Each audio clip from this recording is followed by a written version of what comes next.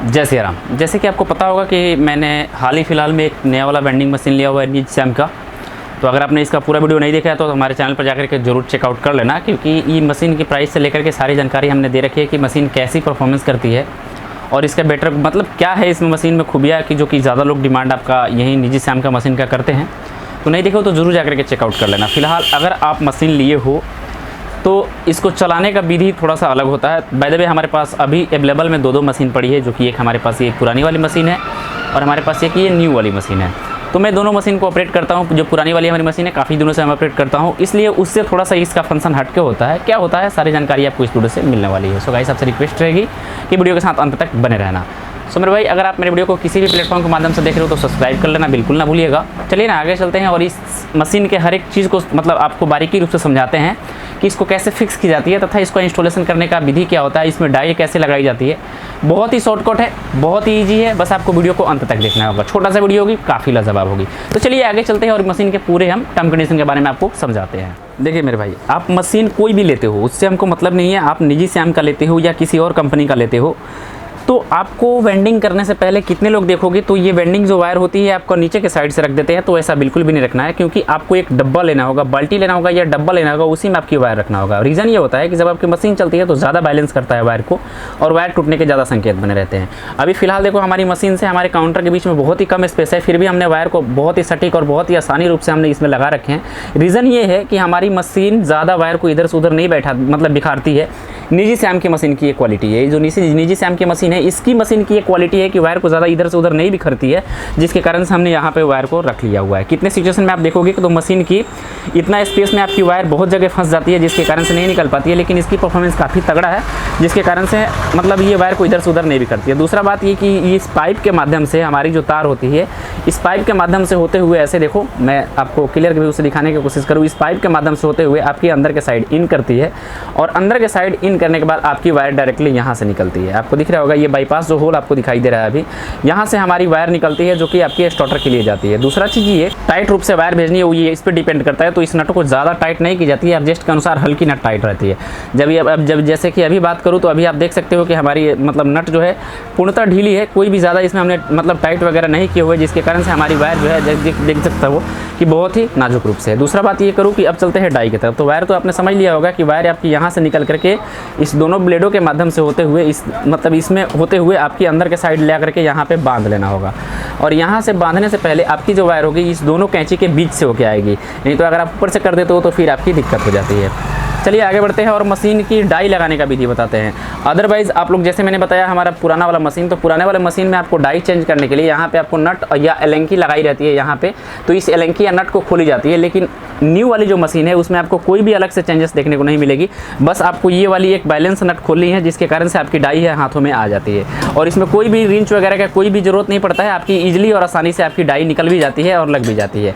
जैसे अभी देखोगे तो हमारी डाई निकल चुकी है और एक ही हाथों से हम डाई को इंस्टॉलेशन इसमें कर सकते हैं, वो भी ईजी और आसान तरीके से। ऐसे देखो इसमें कोई भी आपको चेंजेस और कोई भी आपको जुगाड़ विधि करने की जरूरत नहीं है, मिलाने की जरूरत नहीं है।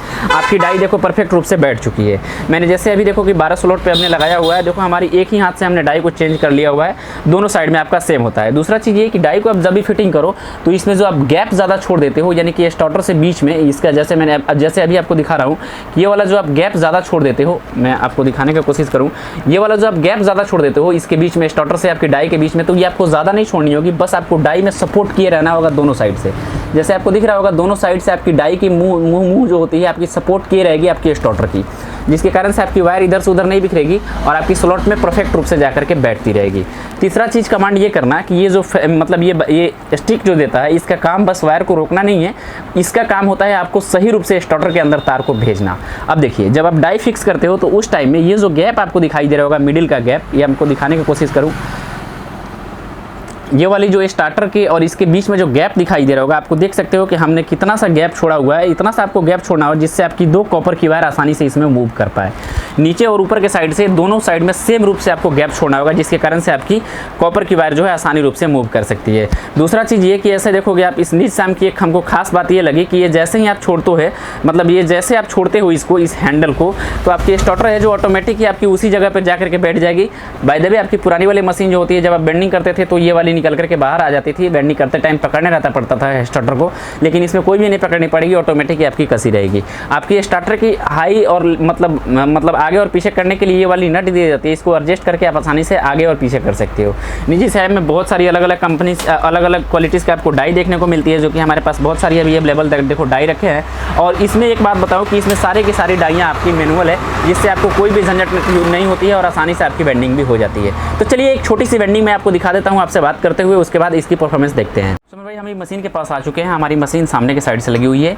आप डाई को फिटिंग करने के बाद में ये वाली जो रॉड होती है, इससे आपको मतलब डाई वाली तो जब फिट कर लोगे, फिर ये स्टेबल नट को जब फिट कर लोगे तो फिर आपको कोई भी टेंशन नहीं रहेगी इसमें।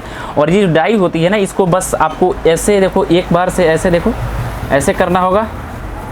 मतलब 1 से 2 राउंड जो इसकी होती है ना, इस 1 से 2 राउंड इसको टर्न दे देना होगा, जिससे आपकी क्या होती है मतलब वायर जो होती है आपकी स्टार्टर के पास जा सकती है। अगर स्टार्टर के पास आपकी वायर नहीं भी जाती है तो ऑटोमेटिक है कि आपकी स्टार्टर में ये मशीन वायर को भेज सकता है, लेकिन आप 1-2 बार कर देते हो तो फिर आपकी टेंशन नहीं रहती है वायर फंसने वरसने का वगैरह। उसके बाद में वायर आपको अच्छे से चेकअप कर लेना है, जैसे मैंने आपको बताया कि डब्बा में रख करके, डब्बा में रखने के बाद में हम आपके सामने इसका मतलब जो टर्न होता है उसको फिक्स कर लेते हैं, क्योंकि 12 स्लॉट में है। हाँ 12 स्लॉट में है, तो इसको हम टर्न फिक्स कर लेते हैं। उसके बाद आप देखना मशीन को हम चालू करते हैं और आपसे मैं बात भी कर रहा हूँ, हमारी मशीन आसानी रूप से काम भी कर रही है। और उसमें ये पावर ब्रेक मशीन है, जिसके कारण से आपकी जैसे ही टर्न फुल होगी इसकी, तो ये ऑटोमेटिक है कि आपकी मशीन को ये बंद कर देगा।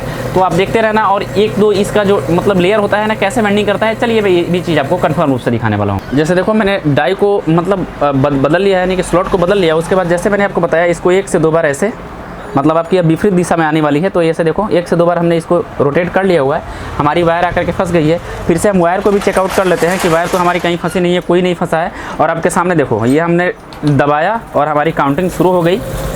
ऐसे देखो काउंटिंग हमारी शुरू होगी, मतलब 355 हमने लगाया है, 355 पर ही मशीन हमारी जाकर के पावर ब्रेक हो जाएगी। वायर फंसाने के बाद हम मशीन को फिर से देखो रिवर्स के साइड मशीन का मतलब इसको दिए और ये हमारी बेंडिंग शुरू हो गई।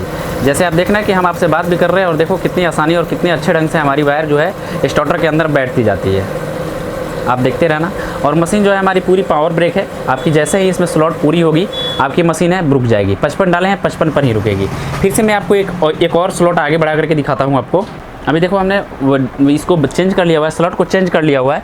अब हम इसको देखो आसानी से बस 1 से 2 राउंड ऐसे दिए और हमारी मशीन है जो अभी आगे के साइड फॉरवर्ड साइड जा रही है। ऐसे देखो फॉरवर्ड साइड जा रही है। अब एक ही बटन से हम इसको प्रेस करते हैं, हमारी वेंडिंग शुरू हो गई है। हम आपसे बात भी कर रहे हैं और देखिए मशीन से हम बहुत सारे अभी दूरी पर भी है। और जो हमारी मशीन है ऑटोमेटिक रूप से काम कर रही है। और ये हो सकता है आपका 350 पर हो सकता नहीं, गारंटी के साथ हो सकता नहीं, गारंटी के साथ कह सकते हैं ये 350 पर जाकर ही आपका ब्रेक लेगा। तो देखते हैं, देखिए 350 हो गया और हमारी मशीन बंद भी हो गई और वायर भी नहीं टूटी। अब इसका बाहर निकालते हैं और उसके बाद आपको परफॉर्मेंस दिखाते हैं कि आखिरकार इसका परफॉर्मेंस कैसा आता है। समर भाई, इसका परफॉर्मेंस आप देख सकते हो कोयल का कि इसका परफॉर्मेंस कैसा आता है हमारा। थोड़ा सा आप देख करके बता सकते हो कि इसकी परफॉर्मेंस कैसी आ रही है। अब इसमें पेपर लगाई जाएगी, हमारी कोई भी अलग से एक्स्ट्रा वायर को घुमाने की ज़रूरत नहीं पड़ती है। मशीन हमारी ज़्यादा वायर को टेढ़ा बेढ़ा नहीं करती है और आसानी रूप से इस तरह से बेंडिंग हो जाता है। समर भाई, मैं आशा करता हूँ कि मशीन की सेटअप आपको अच्छे से समझ में आ चुका होगा। मेरी छोटी मशीन है, मैंने इसको फ्रेम पे लगा रखा है, अपने अकॉर्डिंग अपना फ्रेम बनवा लीजिएगा। तो ये आपको छोटी सी नॉलेज कैसी लगी। किसी मशीन मतलब इसका कोई भी झंझट नहीं होता है कि वायर को एडजस्ट भी की जाती है, डाई को एडजस्ट की जाती है। इसमें कोई भी टेंशन नहीं है, एक सिंगल हाथ से आप डाई को आसानी से चेंज कर सकते हो। तो ये मशीन आपको कैसी लगी, इसकी परफॉर्मेंस कैसी लगी ज़रूर बताना। कॉयल कैसी बैठा रही है ये भी ज़रूर बताना। मिलते हैं नई जानकारी के साथ। किसी भी तरह की और नोटिफिकेशन चाहिए, किसी भी तरह की और जानकारी चाहिए तो ये रही इंस्टाग्राम ID, यहाँ से आप डायरेक्टली हमसे बात भी कर सकते हो और जुड़ भी सकते हो। मिलते हैं नई जानकारी के साथ। आपका भाई प्रिंस, जय श्री राम।